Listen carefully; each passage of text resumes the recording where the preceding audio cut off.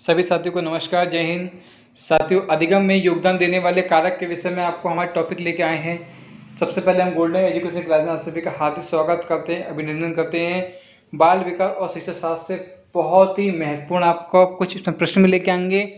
पहले आपका जल्दी से रिविजन करा देते हैं, ताकि आपका एक बार रिविजन हो जाएगा तो आपका जल्दी से माइंड में सेट हो जाएगा, एक थीम बन जाएगी। दोबारा उस थीम को बनाने के लिए आपके बाद में आपके लिए जो हम सीरीज चल रही है हमारी 2350 क्वेश्चंस की, वो भी आपके लिए बहुत जल्दी प्रोवाइड करा रहे हैं हम हल्के हल्के 33 क्वेश्चन को डेली करा के। ठीक है, चलिए सबसे पहले हम लोग करते हैं, सिर्फ एक बार आपको देखना है, सुनना है, आपको अच्छे से आप फ्लैश बैक में पहुंच जाएंगे। चलिए सबसे पहले बात करते हैं, टॉपिक वाइज लेके आए, पॉइंट टू पॉइंट बात करेंगे कि अधिगम में योगदान देने वाले कारक की बात चल रही है हमारी। सबसे पहले बात करते हैं हम लोग अधिगम अवरोधक, ठीक है, लर्निंग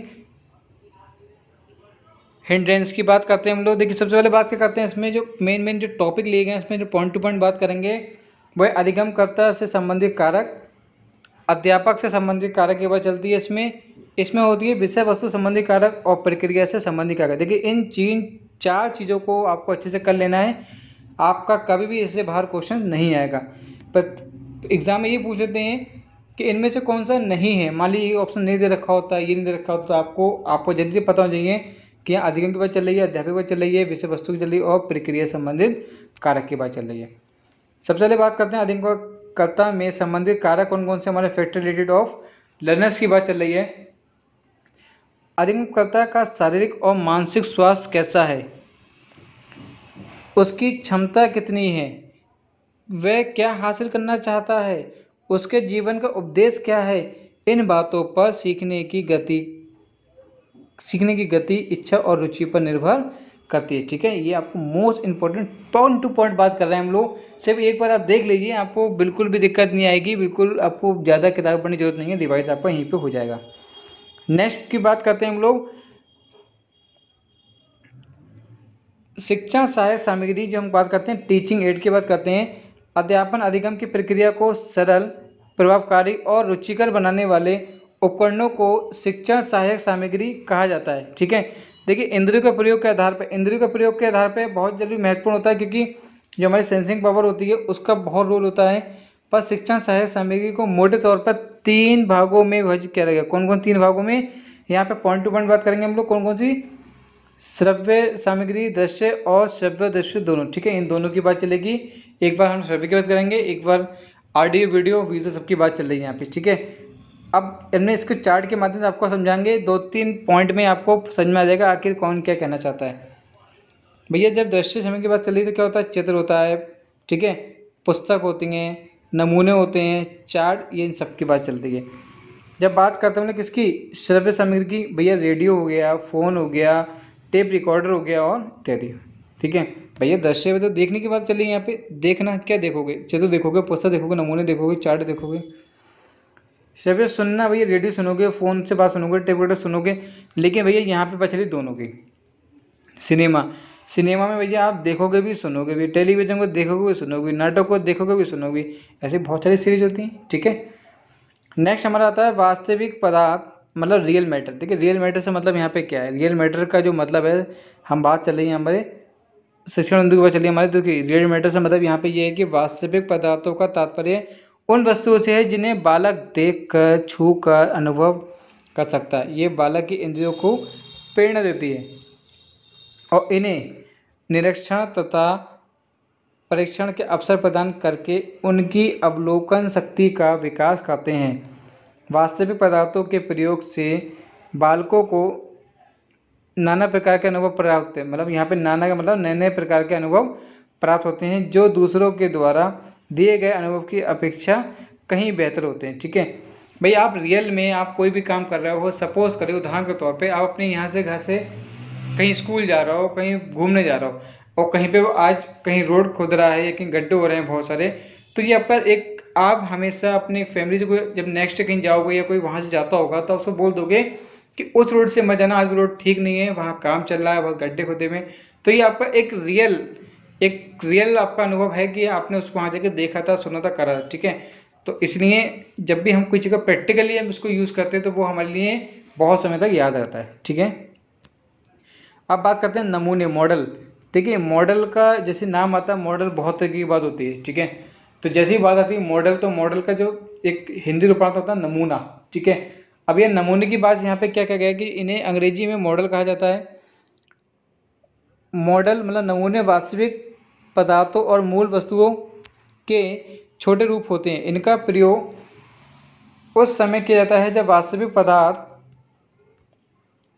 या तो उपलब्ध ना हो और इतने बड़े हों कि उन्हें कक्षा में दिखाना संभव ना हो, ठीक है। जैसे कि फॉर हम भी बात करते हैं कि रेल, हवाई जहाज, इन सबको एक नमूनों के प्रयोग के बारे में ही बताने के लिए किया जाता है। भाई अगर आपको किसी बच्चों को पढ़ाना है, आप अगर ट्रेन के नंबर, तो अब जो है ना ट्रेन उठा के लेके आ जाओगे, लेकिन अगर कोई इसकी इमेज, या तो अब ऐसा भी नहीं कि आप सब बच्चों को जाके पूरे क्लास को आप स्टेशन ले आ रहे हो या कहीं ले आ रहे हो, लेकिन आप एग्जाम के तौर पर उसको डायग्राम दिखा के, उसको चित्र दिखा के, कलर दिखा के आप उसको समझा सकते हो, उनके माइंड में थीम सेट कर सकते हो और बता सकते हो कि इसका क्या यूज़ है, मतलब एडवांटेज और डिसएडवांटेज भी उसके बारे में आप बता सकते हैं अच्छे से, ठीक है। नेक्स्ट हम लोग बात करते हैं चित्र के बारे में। चित्रों का प्रयोग उस समय किया जाता है जब ना तो वास्तविक पदार्थ की उपलब्ध हो और ना ही नमूने मिल सके।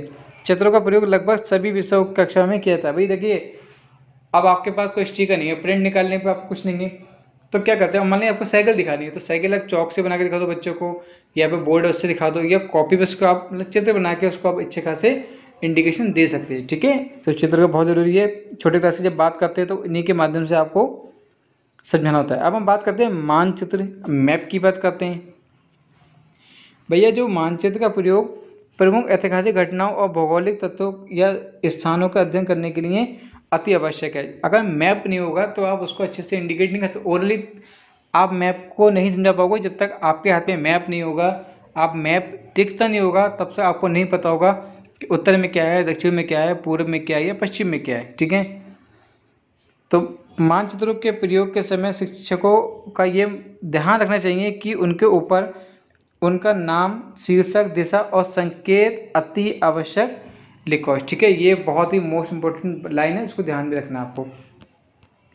नेक्स्ट बात करते हैं रेखा चित्र की बात, ठीक है, जिसे बोलते हैं स्केच, ठीक है। आपने स्केच का नाम सुना ही होगा।